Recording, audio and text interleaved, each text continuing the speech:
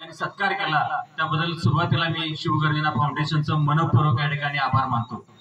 खरं म्हणजे आभार मानणे आमचं कर्तव्यच आहे। तरी आम्ही या ठिकाणी विविध फाउंडेशन मध्ये जसं काम करतो तसं शिवगर्जना फाउंडेशन मध्ये सुद्धा काम करतो आणि मग या फाउंडेशननं आमचा जो सत्कार केला, सेवानिवृत्त शिक्षक, कोणाला पुरस्कार मिळालेला आहे, कोणाची निवड झालेली आहे, या सर्वांचा जो सत्कार केला त्याबद्दल सगळ्यांच्या वतीनं मी फक्त या ठिकाणी आभार मानण्यासाठी उभा राहिलेलो आहे। आज या सत्काराच्या निमित्तानं मी एवढंच सांगेन की 2 विद्यार्थ्यांचं शैक्षणिक पालकत्व जे आहे ते या ठिकाणी मी स्वीकारलेलं आहे असं मी जाहीर करतो। त्याचबरोबर खरं म्हणजे मी आता अस्वले मॅडम आमच्या विद्यार्थी, इथं परीड सर मला वाटतं विद्यार्थी आमचे आहेत, इथं असणारे अरुण आमचे शिंदे सर विद्यार्थी, दिगंबर तर आमचे विद्यार्थी आहेत, म्हणजे या पंचक्रोश संभाजी पाटील सर इथं आहेत। तर अनेक या 5 तालुक्यामध्ये आमचं कॉलेज जेव्हा 1985 ला स्थापन झालं तेव्हा 5 तालुक्यातलं कार्यक्षेत्र आमचं होतं। आता सभोवताली 12-15 कॉलेजेस झालेले आहेत, पण तो काळ असा होता की त्या काळामध्ये मी या संस्थेमध्ये नोकरी केली। 37 वर्षाचा कालखंड माझा या संस्थेमध्ये गेला आणि या 37 वर्षामध्ये जसं आता अस्वले मॅडम